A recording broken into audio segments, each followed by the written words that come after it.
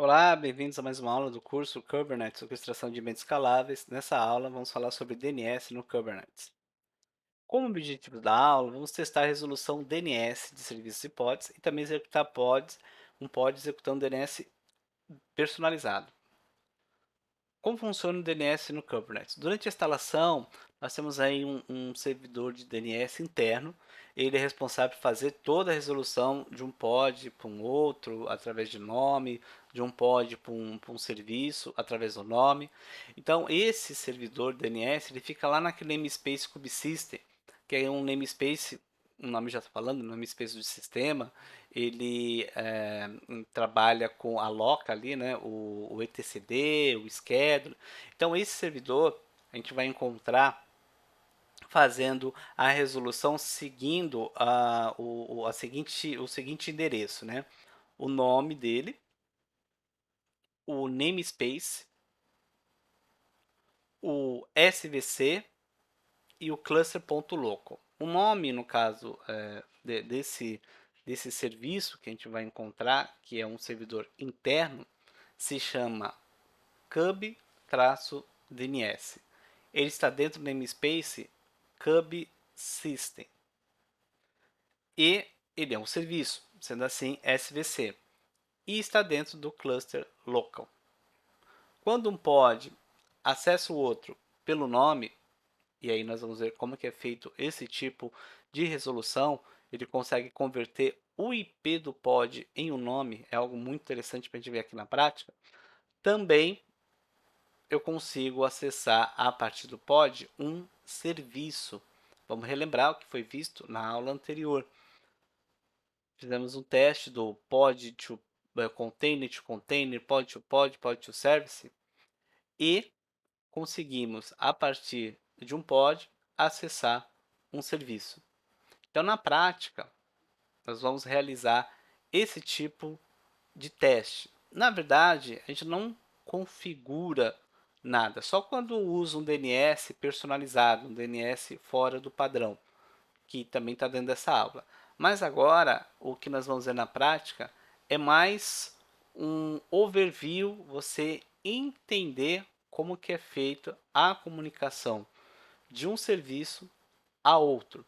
Por exemplo, no final do capítulo 1, nós tivemos um lab, né? Todo capítulo tem ali no final o lab, onde a aplicação PHP da For Linux se comunicou com o banco. Então, como é que ele consegue chegar nesse nome, né, do banco ou app através desse DNS interno? Vamos ver? Então, na máquina CubeMaster, só relembrando, na pasta redes, opa, 4541 redes, você aplicou esses três arquivos. É importante que eles estejam no ar. O content to container, o pod to pod, pod to service. Se eu usar o kubectl get pods, eu encontro eles aqui. Lembra? Né? Tem o menu wide para ver o IP e tal. E também um serviço SVC ou service, né? Tanto faz aí. Tem aquele modo, o short name, né? O modo curto. Veja aí, o Nginx Service. Muito bem. Tá. Como que você vai testar a resolução desses pods e desse serviço? Eu vou utilizar um arquivo imon remoto. Isso também é uma oportunidade de você ver como que eu faço para aplicar a configuração de um arquivo imon remoto. Por quê? Todos esses arquivos que eu mostrei aí, o pod to service e tal, todos eles estão locais. É só usar o kubectl apply -f apontar. Ou create, né? Lembra que tanto apply como create. Mas também eu posso usar um endereço. Olha só esse endereço aqui, ó. kubectl create -f https://k8s.io exemplo admin dns busybox.imon. Pô, que interessante, tanto para aplicar aí, para criar e também para deletar, também. Vamos ver se ele está no ar. Está criando ali.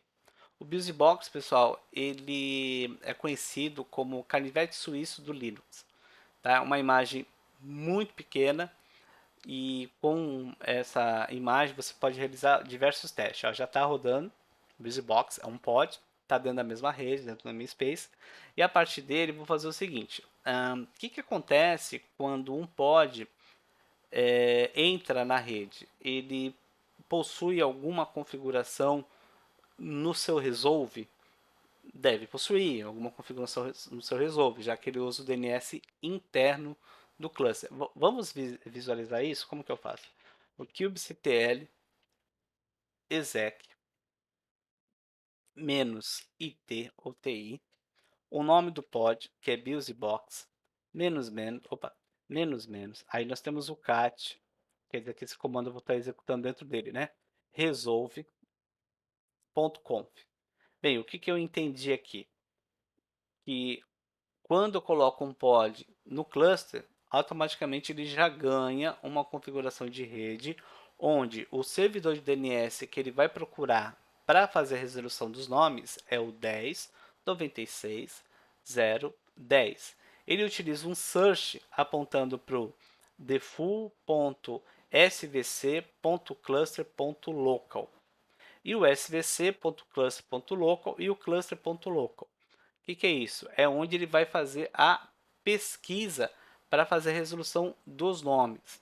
No caso aqui, vem a pergunta: quem é o 10.96.0.10? Lembra daquele servidor de DNS interno que eu havia comentado, que durante a instalação ele já... Então, é esse servidor de DNS. Vamos listar ele? kubectl get svc, que eu estou listando um serviço, ele é um serviço, cube-dns, esse é o nome dele, e detalhe, ele está dentro do namespace kubesystem. Opa, é isso mesmo, ó, veja só, bateu aqui, tá vendo? Ele faz a resolução, né, 53 UDP, 53 TCP e 9153 TCP. Então, ele é um servidor de DNS, ele usa o cluster IP, então ele tem um IP interno. Peraí, então se eu fizer um NS lookout em algum serviço que está dentro do cluster, o nosso servidor 10.96.0.10 é que vai realizar a resolução? É isso mesmo? É isso mesmo. Lembra daquele serviço, o nginx-service? Ele está no cluster. Se eu uso o comando kubectl exec -it, aponto para o meu BusyBox, que está fazendo aqui o papel de cliente, uso dentro dele o ns lookout e aponto para esse nome, nginx-service, o que ele vai fazer? Primeiro ele vai te falar, ó, eu estou usando esse servidor de DNS. Ele tem esse endereço e atende por cub-dns.cub-system.svc.cluster.local.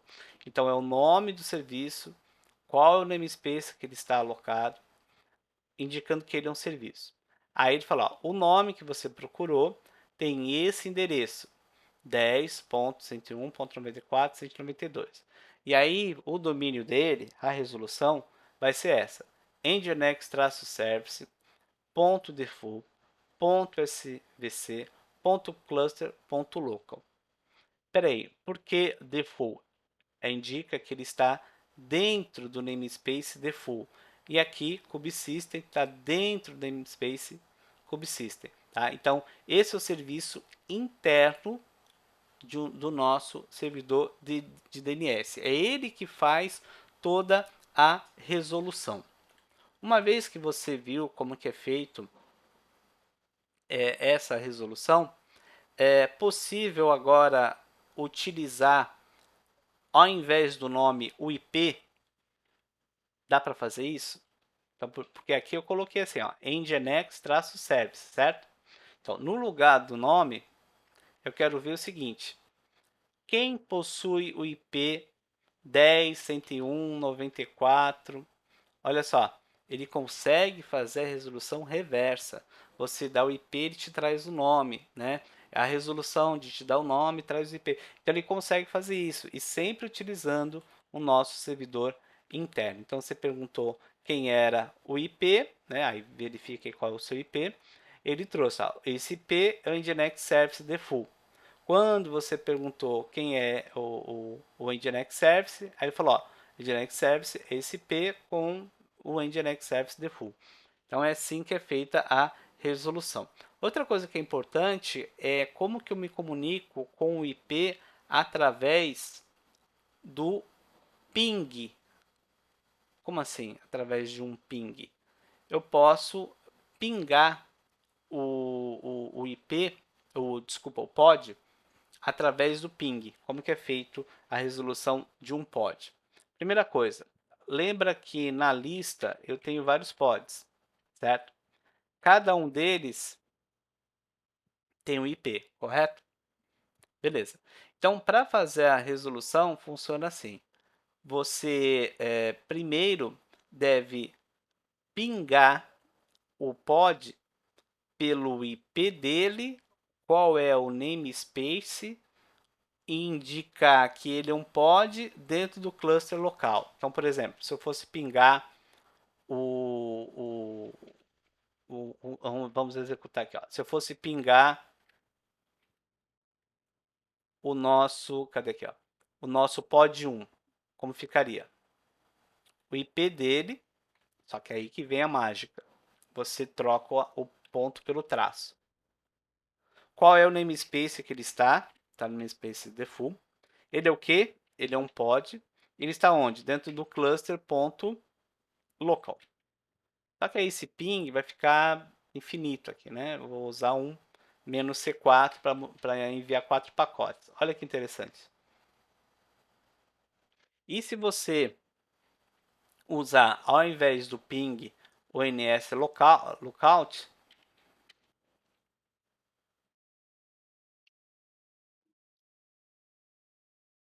você consegue chegar, no caso, né, na resolução sempre usando o nosso servidor interno. Tá? Então, quer dizer que um pod ele possui esse IP aí dentro da rede e a resolução do DNS interno troca o ponto por um traço. E aí depois você define onde que ele está, ou seja, o namespace, qual é o objeto, qual kind, é um pod, e onde que ele está, dentro do cluster.local. Muito bem. Ainda dentro dessa aula, aqui está um exemplo, né, de como que eu testo a resolução de serviços e pods, né? Eu tenho o nosso servidor interno, que é o 10.96.0.10, e aí ele fica dentro do Kube System, o nome dele é Kube, Kube DNS. Ele é um serviço dentro do cluster local. Além disso, também é interessante a gente aprender como executar um pod utilizando DNS personalizado. Como assim personalizado? Eu sei que o 10.96.0.10 é o padrão, mas eu posso definir o seguinte, que dentro do resolve.conf ele adicione um IP antes do padrão. Então eu vou usar o 172.16.1.103 para depois usar o 10.96.0.10. Por que eu tenho três IPs? O primeiro IP, 172.16.1.103, é para ele usar como DNS primário. Ele vai fazer a primeira pesquisa lá. Se ele não encontrar, ele tem o DNS secundário, que seria o DNS interno. Caso o DNS interno não consiga a resolução, aí ele passa para um DNS externo, que é o DNS do Google. Onde que está esse arquivo? Vamos ver aqui na prática. Tem esse arquivo já pronto para a gente poder testar. Tá? Pode deixar esses pods aí em execução. Dentro da pasta 4541, eu encontro a subpasta redes e lá dentro eu vou encontrar o DNS-pod. Se eu usar um cat nele, eu vou verificar o seguinte. Bem, ele é um pod, até aí normal. A parte do container, ele vai usar o BusyBox 1.28. A imagem por policy, a política para download de imagem, caso a imagem já existe no nó, ele não faz download. Ele vai executar um comando, vai esperar aí 3.600 segundos. Aí, pessoal, tem uma parte muito interessante, né? Que é a questão do DNS, né? Ele mostra aqui o DNS Policy, que aparece como none, né? O none ele ignora configurações de DNS do ambiente do Kubernetes. Outras opções você teria como Cluster First, With Host Net, Cluster First e Default, né? Para ele sempre procurar o primeiro, o DNS padrão ou no caso o DNS do host, a gente vai deixar como nenhuma política. Ali tem o DNS config, que são o name servers, né? Que vai ficar dentro desse resolve.host depois o result.conf e depois o search, que também vai ficar no result.conf, que é o forlabs.example, então vai procurar esse domínio, ele vai encontrar porque o primeiro servidor DNS é 172.161.103 e depois o default svc.cluster.local.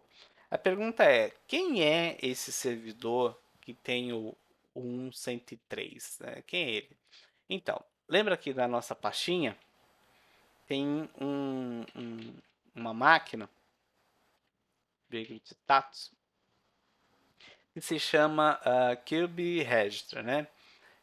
Essa máquina é uma máquina que não faz parte do cluster, ela possui alguns componentes que acabam auxiliando a gente durante o curso. Tem um servidor de DNS nessa máquina, tem um servidor de NFS, então um servidor de registro, uma máquina com conteúdo extra, né? Então o que, que eu vou fazer? Só para a gente poder entender como que ele funciona, esse servidor de DNS externo, eu vou acessar a máquina register.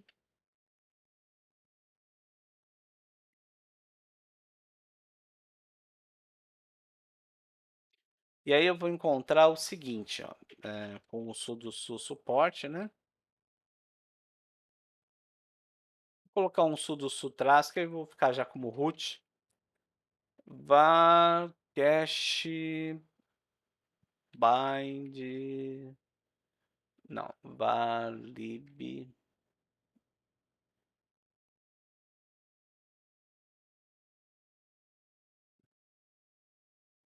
Pera aí. Aqui nós temos o lib, temos o cache. Deixa eu lembrar onde que configuração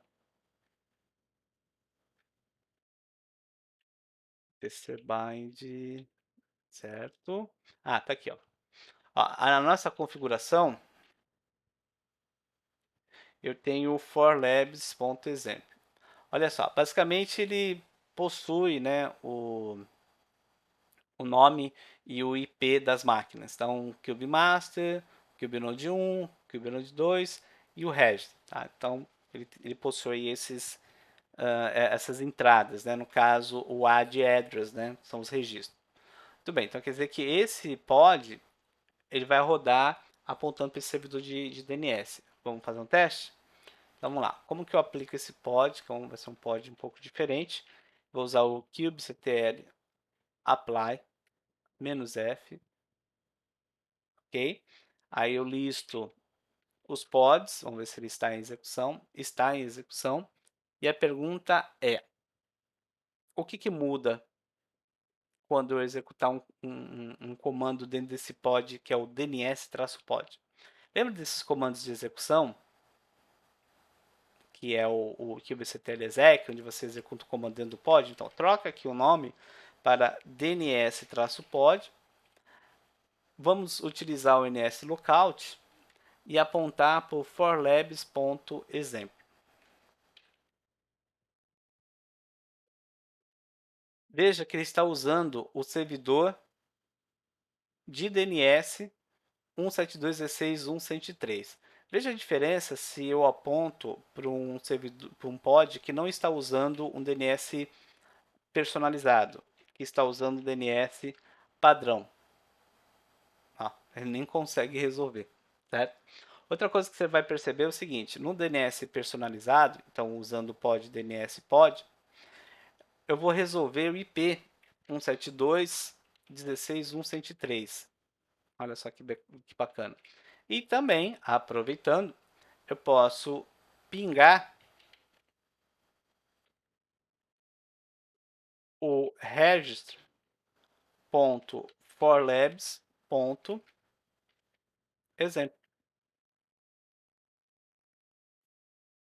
Olha só que bacana. Aí ele bate lá no nosso servidor DNS. Se eu usasse o padrão, que é com o pod BusyBox,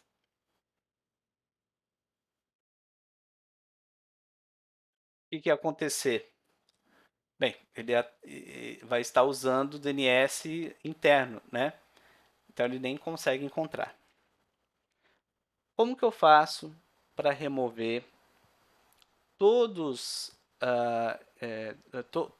todos esses pods a partir dos arquivos? Lembra que eu consegui esses arquivos a partir da pasta 4541 redes? O que você entende? Só usar o kubectl, a gente já aprendeu isso, delete "-f" a pasta, só que tem um detalhe. Tem conteúdo aqui dentro que eu não apliquei. Por exemplo, aquele deploy em Nginx, deploy Apache. Então ele vai mostrar uma mensagem falando, esses arquivos eu não consigo remover. Então eu vou pedir para ignorar. Vou usar o --" ignore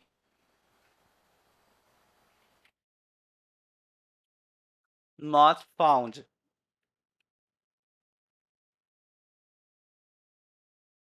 Então ele só vai remover, inclusive está removendo o serviço, ele só vai remover o que foi aplicado. Só que tem um pod que ele não veio daí, não sei se você lembra. Ele veio de um endereço externo, que é aquele BusyBox, a gente apontou para o endereço, para o HTTPS e tal. Bem, qual seria a maneira de remover?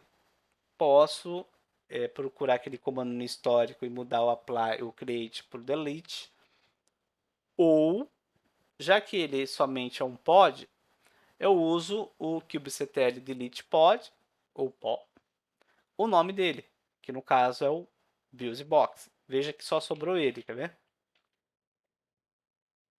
Então, para deletar, delete BusyBox. Muito bem.